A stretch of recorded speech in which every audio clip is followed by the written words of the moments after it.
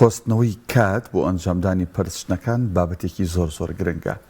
ئەمڕۆ کە بەرواری 6ی سێیە ئەگەر بگەڕینەوە بۆ دواوە 3 ساڵ پێش ئێستا 4 ساڵ پێش ئێستا قسەبت لەم ڕۆژەیە بەهۆی بڵاوبوونەوەی ڤایرۆسی کۆڕۆناوە کەرەنتینە لە هەرێمی کوردستان ڕاگەیەنرا. تەنانەت دوای لەهاو دەرگای مزگەوتەکان داخرا. ڕەمەزانی ئەو ساڵە پەرستشەکان وەکو پێویست نەبوو، نوێژی جەماعەت، ڕۆژانی هەینی، تەراویحەکان زۆرێک لەمانە بەرتەسک بوونەوە. جا بووی کە ئێمە کاتێک لەش ساغین، کاتێک کاتمان هەیە و کاتێک گونجاوە لەسەر ئاستی جەماعی و لەسەر ئاستی تاکیش بتوانین پەرستشەکانی خۆمان ئەنجام بدەین. نەکو حاڵەتێکی جەماعی وەکوی کە باسم کرد لە 6ی سێ ساڵی 2020 ڕوویدا کە کەرەنتینە لە هەرێمی کوردستان ڕاگەیەنرا، یان لەسەر ئاستی تاک بەهۆی نەخۆشکەوتنەوە بەهۆی هەر بابەتێکی ترەوە بێ ئێمە نتوانین پەرستشەکانمان بکەین. جا ئەم بابەتە زۆر گرنگە، قۆستنەوەی کات بۆ ئەنجامدانی پەرستشەکان ئەیکەینە تەوەریەک و بە میوانداری زۆر بەڕێز مامۆستا محەممەد عەبدولکەریم زانای ئاینی کە بە سوپاسەوە لە ستۆدیۆ لەگەڵمان میوانە گەنگەشەیەکەین. بەخێر مامۆستا گیان. مامۆستا کات خۆ دەزانی گرنگێکی تایبەتی پێدراوە لە ئاینی پیرۆزی ئیسلامە. کات و عیبادەت، تەمەن و ئەمانە زۆر ڕەبتیان بە یەکتریەوە هەیە، وابەستەی یەکترین. ئێمە چۆن هەوڵ بدەین سوود لەو کاتانە وەربگرین کە لە بەردەمانایە بۆی کە بتوانین عیبادەتەکانمانی تیا بکەین، بۆی کە وەک لە پێشەکەکە ئاماژەم پێکە چ لەسەر ئاستی تاک ئەگە بەهۆی نەخۆشیەکە و گرفتاریەکەەوە بێ نەتوانین وەکو پێویست عیبادەت ئەنجام بدەین، یا وەکوی کە حاڵەتێکی وەکوی کۆڕۆناکەی ساڵی 2020 لە عامی مسلمانان لە سەرتاسەری جیهان و لە هەرێمی کوردستان تۆزێک وەکو بڵی بەرتەسک بۆ و قەدەغە بوو. بسم الله الرحمن الرحيم. الحمد لله رب العالمين والصلاة والسلام على خير خلقه محمد وعلى آله وصحبه وسلم تسليما كثيرا مبارك إلى يوم الدين. طبعا همو أو گرفتانی کە تووشی ئینسانە بێ بەهۆی ئینسان خۆیەتی. خی گەورە فەرمێ ئەوە لما أصابتكم مصيبة قد أصبتم مثليها قلتم أن هذا قل هو من عند أنفسكم. ئەفەرمێ کاتێکەوە تووشی مصیبەتێک بن ئەڵێن ئەمە لەکوێوە ئەفەرمێ بەهۆی تاوانەکانی ئینسان خۆیەتی. ئیمامی عەلی ڕەزا ڕەحمەتی خوای لێبێ لە کتێبەکانی خۆیان ئەفەرمێت والله ما أنزل الله داء إلا بذنب. ئەفەرمێ خوای گەورە والله نەخۆشیەک ناکاتە ناو خەڵکەوە إلا بەهۆی تاوانەوە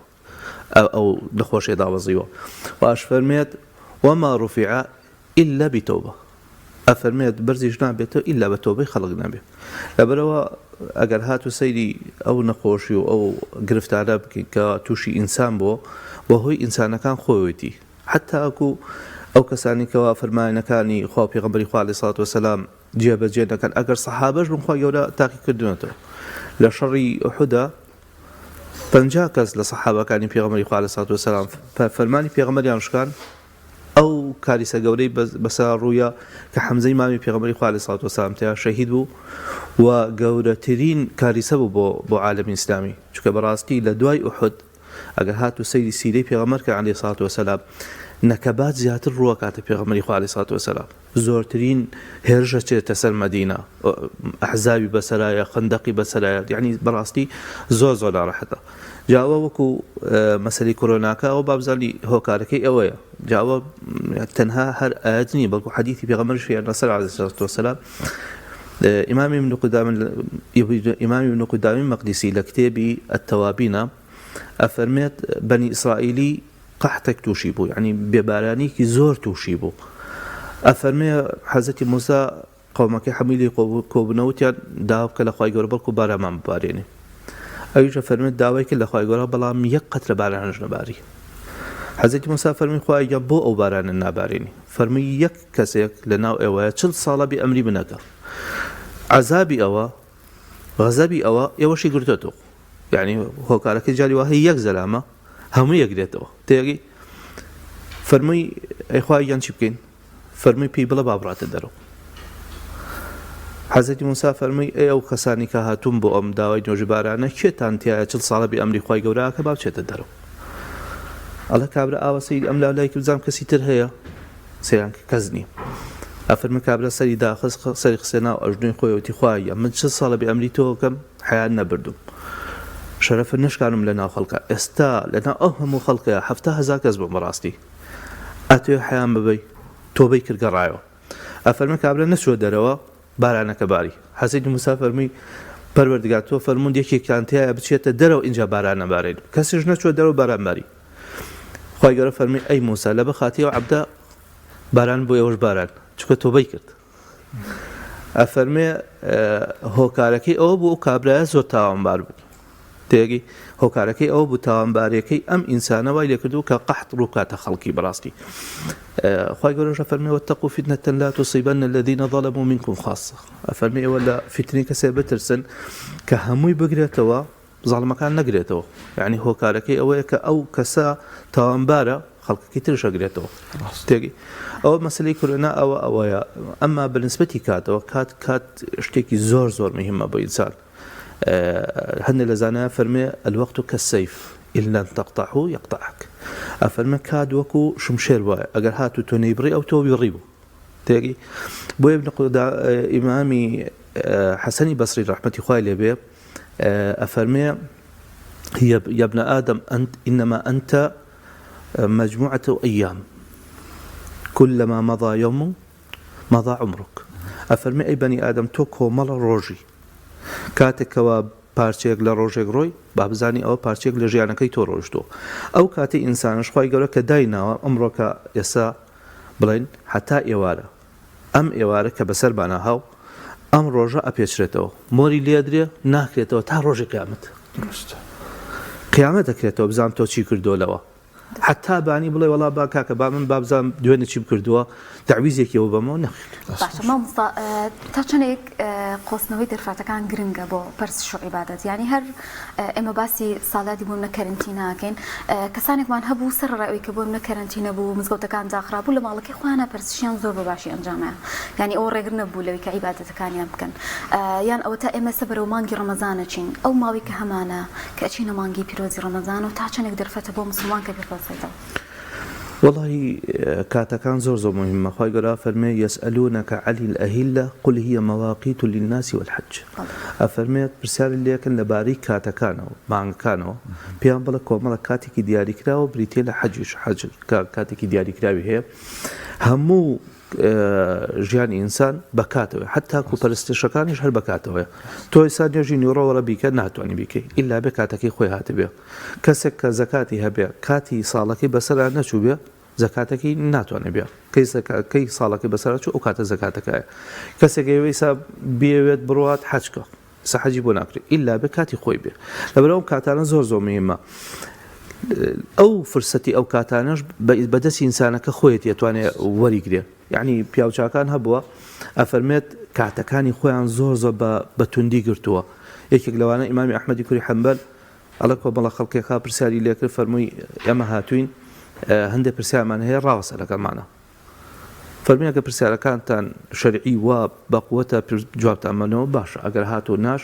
دەبە ڕۆژ بڵێ ڕاوەسە خۆ ڕۆژ ڕاناوەسە لەبەرەوە کاتە زۆر لای من مهمە بۆی بەزایان نەڕوە تێگی هەندێک لە زانایان هاتوون چیان کردووە ئەو کاتی خۆیان کە خەڵک هاتووە میوانداری کردوون ئەڵێ کتێب هینەکانی هێنا وەرەقەکانی هێناوە لەگەڵ ئەو قەڵەمانی کە بەکاریانەوە تەمان و کاتە بە مرەکەب شتیان نووسیوە ئەڵێ قەڵەمەکانی خەریکی پاکردنی قەڵەمەکانی بۆ کتێبەکان و وەرەقەکانی ڕێکخستووە لەگەڵ میوانەکە شخصی کردو مەشغوڵ ئێوەش بوو تێتی بۆی کاتە بەزایان نەڕوە ئەنی بەڕاستی ئاوا هەیە لەبەرەوە کاتەکان زۆر مهمە بۆ ئینسان بشتوانێت ئەو کاتە بەدەست بێنێت بۆ ئەوەی کەوا دوای پەشیمان نەبێتەوە چونکە پەشیمانی لە قیامەتە دادی ئینسان نایە ڕاست ئەوسا تەمەن خۆی بەشێکە و یا با بڵین هەمووی کاتە قسێکی جوان هەیەڵێ بە گەنجی مەستی بە پیری سستی ئەیکی خواپەرستی ینی ئەم تەمەنی ئێمە خۆی پەروەردگار پێداوین کە نازانین کەی کۆتایی پێدێ ئەوانەمان کە گەنجین بەشێ لە گەنجانی ئێمە چ لە ئافرەتان چ لە کوڕان لە پیاوان باز لەواکەن ینی بوونە کە قسەیەکیان لەگەڵەکەی دایک و باوگیا کەسێکی دڵسۆز پیانەڵە ئەوە بکەن عیبادەت بکەن ئیلتیزاماتی دینیتانە بێ خوشکان باڵا پۆش بوون ئەڵە جارێ زووە تەمەەن بەبەریەوە ماوە دوایش خۆ دەزانی مامۆسا ئەو ئیتر کە وردە سەر کەوت تەمەەن بەرە و دوای چلەکان و 45 و بەرە و 50 و 60وانە ئیتر وردە ئەو تاقە و توانە و خۆشویستن و حەزەی کە هەد بووە بۆ عیبادەت یا بۆ هەر شتێک بتوێنێتەوە کەمە بێتەوە تا چەند ئێمە کاتی گەنجیمان بەهدەر نین بڵین کە با کامڵ ببین با بچینە تەمەەن و ئەو کاتە ئەگەڕێنەوە عیبادەتێکی باشەکەین. پێغەمبەری خوا عەلەیهی سەڵات وسەلام لە حەدیثێکە ئەفەرمێ اغتەنم خەمسا قەبلە خەمس پێنجشت بەدەست بێنە پێشەوەیکەوە پێشت لە ڕووبە یەکەم شەبابی کە قەبلە هەڕەمیک ئەو گەنجەتەی کە لە بەردەستە پێشەوە پیربی بە فرسەتی بزانە و بەدەستی بێنە چونکە بەڕاستی ئەوەی کەوا بە گەنجی ئەکرێت بە پیری ناکرێت تێگەی لەبەرەوە ئەم کاتانە ئینسان ئەگەر هاتوو بتوانێت کەسێکی هەبێ یارمەتی دەری بێ لەم کاتانەیە وای لێ بکات کە بەردەوام محاولەکە ئەم کاتانی بەزایە نەڕوا زۆر مهمە چونکە العلم في الصغر كالنقش في الحجر ئەو کەسێک کەوا عیلم وەرەگرێت لە مناڵی و لە گەنجیە وەکوی نەخشێک کردبێت لەسەر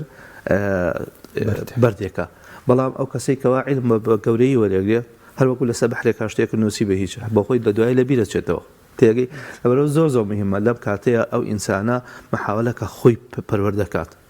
ئەو پیاوچاکانیشمان هەبووە یعنی ئەو کەسەی کەوا قوبەی هینی دروست کردووە مەسجد الأقصای دروست کردووە خۆی ئەڵێ من لەگەڵ باوکم مابووم باوکم کابرایەکی زۆر بەننا بوو تێگەی ئەڵێ من دەستم بە عیلمەکان کرد بە مناڵی بەڵام باوکم فێری ئەو میهنەیەشی کردم لە دواییە کە خلافەتی ئیسلامی دەسەڵاتیانە بێ ئەم پیاوە بانکەن وەزیرە ئەڵێ تۆ ئەتوانین چۆن خزمەتێکی ئەم وڵاتە بکەیت ماڵە من ئەو قوبەی مەسجد الأقصا تامە دروستەکە بەچی بە ئاڵتوونی ساخ تەبع قوبە زەردەیەتان بینیوە هەمووی ئاڵتوونە بە ئاڵتوونی ساخ دروستی کردووە ئێستاش لە ساڵی 60ەکانە کە تەئمیراتێکیان کرد وتی ئەڵێن وەڵڵاهی ئەو قوبەیە کە دروست کراوە یەکێکە لە شتەکانی عەجیبەکانی دنیا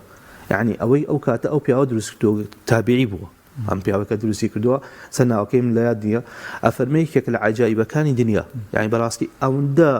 خزمەتی کردووە شوێنەواری ئێستا تاکو ئێساش دیارە لە ساڵی 200 هیجریەوە حتاکو ئێستا بزانم چەندێک یعنی 1200 ساڵە بێ ئەوە ئێستا شوێنەواری ئەو کەسانە دیارەکە ئەوە خزمەتیان کردووە بە ئینسان مامۆستا هەندێک کەس بە بیانی ئەوی کە بۆم نەسەرقاڵە زۆر جارەڵێ من فرێ پەرستشەکان ناکەوم یعنی وەکو پێویست ناتوانم ئەنجامی بم ڕێنمای چییە چۆن بتوانین سەر ڕای سەرقاڵیمان کاتێک بۆ ئەوە دابنینیان بۆن ئەگەر ئیشیشمان کرد یعنی زیکرێک بێ عیبادەتێک بکەین کە بۆم لەو کاتەیە گونجاو بێ هەر غافڵ نەبین لەو بابەتە بەڕاستی ئینسان هەموو کەسێک ئەبێت کاتەکانی خۆی تەنزیم کرده بێت یعنی هەر کەسێک تەنزیماتی نەبێت بڕۆ سەیری ماڵەکەی کە هەر لە ماڵی چۆ تەنزیماتی نییە ئەو کەسێک کە تەنزیماتی نییە یعنی بەس بچووکترین شت سەیری یفانیکە کە پارۆشت دەرێهێنێت چونکە تەنزیماتی نییە سێکە هەموو پارەکانی تێکڵاوە هەموو پڕش و بڵاو بەس ئەو کە تەنزیماتی هەیە لە کاتوشتەکەیە یعنی سەیری یفانیکە سەیری ماڵەکەی کە بە تەنزیمدا ناوە ماڵ حتا مناڵەکانیش هەر تەنزیمی هەیە ئەو کەسەش کە دەست بە ئەم ژیانناکە پێویستەکە تەنزیم بۆ ژیانی خۆی دانێ کاتێک دانێ بۆ خوێندنەوە کاتێک دانێ بۆ قورئان خوێن طبعاً من ئەمشەو سەیری زاد المعاد ئیمامی ابن قەیمە کرد ئەفەرمێ پێغەمبەری خوا عەلەیهی سەڵات وسەلام کە چووە ماڵەوە کاتێکی خۆی بەسەر سێ بەشەدا بەشێ کرد ئەفەرمێ کاتێکی تەنها بۆ خوای گەورە دانابوو ئەمە دیاری کراوە ئەمە هەر بۆ خوایە کاتێکی لەگەڵ خاو خێزانەکەیا بوو ئەفەرم کاتێکشی دانابوو کە ئەگەر هاتوویەکێ بێت بتوانێت لەگەڵ یا دانیشە ئەفەرمێ پێغەمبەری خوا ئاوا کاتەکانی دانابوو یعنی حتا پێغەمبەر عەلەیهی سەڵات وسەلام ئاوا کاتەکانی دابەش کردووە و ویستێتی ئەو کاتانەی بەزایە نەڕوە چجای ئێمە یعنی بەڕاستی کە ئێستا جنجاڵیەکە بەڕاستی لە عالەمی ئیسلامیە زۆرە هەمومان مەشغوڵین بەچیەوە کابرا سەیرەکەی هیچ شتێکی نییە مۆبایلێک گرێ بە دەستیەوە و مەشغوڵە بەوە تێگەی تەقام بابش زانی ئەوە نیشانی کەسێکە کە زۆر احتیمام بە کاتەکەی نایە چونکە پێغەمبەری خوا عەلەیهی سەڵات وسەلام کاتێ باسی هینەکە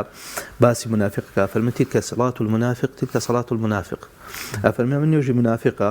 چاوڕەیەکە چی حتاکو زەردایی ئاسمان خەریکە زەر دەبێت نوێژی عەسر اینجا ئەفەرمێ ينقر في کەدیکی ئەفەرمێ سەر نێ بە سەر ئەرزە وەکو کەڕەشێرێ بە پەلەپەل نوێژەکەی کات و ئەڕوات ئەفەرمێ ئەو نوێژی منافقە ئاگادار بن یعنی بەڕاستی ئەو کەسە کە ئیهمالی بکە لە نوێژی عیبادەتەکانیە لە دوایە صفاتی خراپی بۆ دەرەچێتەوە تێگەی صفاتی منافقین ئەچێتەوە سەر خوا پەنا بە لەبەرەوەی ئینشاءالله بە زۆر ئاگادار بن. ئەوەی جەنابەت باست کرد نوێژە ڕۆژووە حەجە هەموو ئەو بابەتانی کە هەیە حتى تنات خواهي قول القرآن فرمى إن الصلاة كانت على المؤمنين كتابا موقوتا يعني كاتي دياري كراوة بيقوان بو حج بهمان شو يسا أقر بمني إن شاء الله دو شمي دات ورمضان أمرو بالرجوبين وك رمضان قبول نيا جناب فرمى إسان يجيني والرقي قبول نيا أقر أمانو وكو خوي نبينين وكو خوي جيب جنكين وإستفادة لم كاتانا نكين كهيا دواجار هم للدنيا هم لآخرت ڕۆبڕووی چێ بینەوە مامۆستا بەمستم لە بوارە شەرعیەکەی و لە ئەنجامدانی عیبادەتە. بەڵێ ئیمامی غەزالی لە کتێبی ئەحیا فەرمێ کاتەکان وەکو سنووقی هێنە بەردەمی پەروەردگار کاتێک کە سنووقێکەکەنەوە سەیرەکەن بەتاڵە ئەمە چی بۆ وەڵام کابرا خەوتوو لەو کاتانە سنووقدا هەموو ساعاتێک و سنووقێکی هەیە تۆ 8 ساعاتە خەوی 8 ساعتی بەتاڵە هەیە جا کابرا بە چاوی خۆی بینێ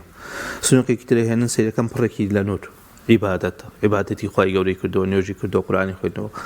سەیرەکە ئەو ساعاتە پڕێتی لە دوور سنووقێکی شاهێنە فەرمێ پڕێتی لە زیخواوە کێم و ئەمانە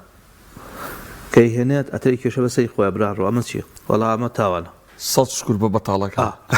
ئەوە تاوانە لەو کاتەیە کردوتە جا ئەلەوەیە کابرای کێشە بەدەستی خۆیت بەش قاچی خۆی و ئانا فەرمێ یەقول یا لەیتەنی قەدەمت لحیاتی خۆزگە بۆ ئەم ژیانی کە ئێستا تیاتیم چکەوە کۆتایی نایە شتێکم پێشکەشکردایە بۆم کاتە تێگەی هاوارەکە حتى ئینسان لە کاتی مردنیشە ئەفەرمێ قال رب ارجعوني لعلي أعمل صالحا لە کاتی مردناڵە خۆ ئەیان بمگەڕەوە بەس تەنها یەک چاکە بکەم یەک چاکە تێگەی حتى ئیمامی عەلی ڕەزا ڕەحمەتی خوای لێ بێ فەرمێ چووە سەر قەبران فەرمووی بە خەڵکی قەبرانە وتی ئێوە ژنەکانتان شووی کردەوە سەروەتەکانتان هەمووی دابەش کرا ئێستا ئێوە تەمەنای چیەکەن وە پیاوێکی لەگە قزمەدا ئەفەرمی قوربان ئەگەر هات و جواب بنەوەڵە چی ئەفەرمی وەڵی تەمەناواکەن بگەڕێنەوە تەنها یەک سوبحان الله بڵێن یەک سوبحان الله تێگەی ئێمە ئێستا الحەمدولیلا لەبەردەستمانە بۆیە هەندێک لە پیاوچاکان یەک شتێکیان کردووە لە ماڵی خۆیانە شێوە قەبرێکیان هەڵکەنیوە ئەفەرمێ هەموو بانێک کە هەساون چوونەتە ناو قەبرەکەەوە ڕۆیشتون پرسیاریان کردەوە کاکە دوێنێ چیمان کردەوە وەڵا دوێنێ نوێژی باریم کرد بە جەماعەت کردیانە دیکرەکانی بانیە ئێوارە خوێنیانە چیت کرد بۆ مسلمانان چیت پاداشتێکە هەبوو ئەفەرمی ئەم پرسیاری لەیەکە اینجا لە دوای نوێژی نیۆڕۆ عەسر مەغریب عیشا ئەگەر هات و ئەمانی بە تەواوەتی ئەنجام نایە دەستێک کرد دەگریان خوای گەم فریام بکەوە خوای گەن لەمە ڕزگارم بکە اینجا کابرا بەخۆی ئەی فڵان کەس ئەوە ئەم جاریان خوای گەورە دەرفەتی یا دەبڕۆ ئیساب ڕۆ بزانم چیەکەی ئاهاتە دەرەوە دەستێکرد بە عیبادەت و خواپەرستی ئەو ڕۆژەی لە هەموو ڕۆژە باشتر بوو پێغەمبەر فەرمی عەلەیهی سەڵاتو وەسەلام فەرمی نعمەتانی مەغبون فیه کەثیر من الناس ئەفەرمێ دوو نعمەت هەیە خەڵکی ئاگای لێ نییە یەکەمیان ئەفەرمێ نعمەتی چییە تەندروستی ئینسانە تێگەی دووەمیان نعمەتی کاتە کە ئینسان لە بەردەستیایەتی و نازانن چۆن ئەو کاتە بباتە سەر بەڕاستی لەبەرەوە ئەوانە یعنی پێویستە کات خۆی ئامادە بکە بۆ قیامەتێک چونکە ڕۆژێکمان هەیە ڕۆژێکی تاوابوونی نییە تێگەی تاوابوونی نییە هەتا تۆ لێیای بەڕاستی ئەگەر هات و کەسە پەرستشێکی وانە کردووە بۆ خوای گەورە بەخوا ئەو لایشی زۆر خەتەرە ینی نەک ئەو سنووقانی کە کێموجەرات و تاوانەکەیە ئەو ڕۆژە پەشەمانە بینەوە بۆ سنووقانی کە بەتاڵیشن بەڵێ لەبەرەوە پیاوچاکان چۆن بوون خوای گەورە باسی سەحابە کە كانوا قليلا من الليل ما يهجعون وبالأسحار هم يستغفرون شەو کەمێکە خەوتن تێگەی وەکاتی بەرەبایانش ئەستەغفر الله و تاویل لێ خۆشبوونیان لە خوا گەورە کرد بە ڕۆژا چۆن بوون ئەفەرمێ فرسان بالنهار وڕهبان بالليل مامۆستا ژوایە ئێستاش خەڵک بە شێوازێکی گشتی بە زۆری شەوان درەنگە خەوێ یا کەمە خێزین بۆ بەس بۆ پەرستش نییە بە تۆڕە کۆمەڵایەتەکانەوە مەشغوڵە بە نەشکردنێ زۆر جار نوێژی بەیانیەکەشی ئەگەر نوێژ خوێنیش بێ لە کیزەچێ و کاتێکە خەوی 11 و 12 و 1 هەڵەسێتەوە وڵای ئەوە خۆی بۆ خۆی خەتەرێکە بەڕاستی ئەمڕۆ من ئەم هەفتەی ڕابردووش باسی ئەوم کرد وتم ئەمڕۆ خەڵکی تووشی یعنی کارەسات بۆ خۆشی نازانێت چی ئەکا بەڕاستی ئێمە نسبەی خراپی ئەم بەکارهێنای ئەم تۆڕە کۆمەڵایەتیە گەیشتۆتە زۆر حدێکی زۆر گەورە یعنی معقول نییە لە شارێ وەکو سلێمانی لە محکەمەکانە نووسراوە 30,000 کەس شووی کردووە 30,000 کەس شووی کردووە لە مانگێکە بەڵام 19,000 کەسیان تەلاق دراوە. ئەخر ئەمە هۆکارەکەی چییە؟ هۆکارەکەی ئەوەیە یان دڵپیسیە یان نەبوونی پارەیە یان هۆکاری ئەم تۆڕە کۆمەڵایەتیانەیە کە باش بەکاری ناهێن و ئەبێتە هۆی ئەوەی کەەوە خیانەتی زەوجی دروست بێت هەم لەلایەن پیا و هەم لەلایەن ژنیشەوە. مامۆستا کۆتاوتت بە کورتی تا چەندێک گرنگە مسلمان زیاتر لە هەر کەسێکی تر هەست بە بەرپرسیارەتی بکات سەبارەت بە کاتەکانی و بۆ پەرسش بەکاری بێنێت. وەڵاهی من ئەڵێم ئەبێ مسلمان دیار بێت تێگەی وەکو پێغەمبەر فەرمی عەلەیهی سەڵاتو وەسەلام فەرمێ ئیذا ڕوئیە ذوکر ئەگەر هاتوو مسلمانە بینی نمونەی ذیکری خوای گەورە ئەوانە بێتە بەرچاوت تێگەی لەبەرەوە مسلمان ئەبێت لەگەڵ خەڵکی ترا زۆر زۆری فەرق بێت ئەو کەسەی کەوا دیندارە خۆی بە دیندارێکی باشە زانێ ئەبێ لەگەڵ خەڵکی ترا فەرقی هەبێ بێجگە لە خەڵکە عامەکە خەڵک کە بیبینێ بیری خواپەرستی و عیبادەت و ئەمانە بکەوێتەوە ئەگەر هاتوو وەکو کابرای تر بێت وەڵی هیچ فەرقێکی نییە جعلی کابرای مسلمان لەگەڵ کابراایکی جاهیلە هەردووکیان وەکو یەکوا بێ دەی ئەتر کابرا چی کردووە هیچ بۆ هیوای کە بتوانین هەم ڕۆژانە هەم شەوانە هەم لە مانگی پیرۆزی ڕەمەزانە و کاتانەیە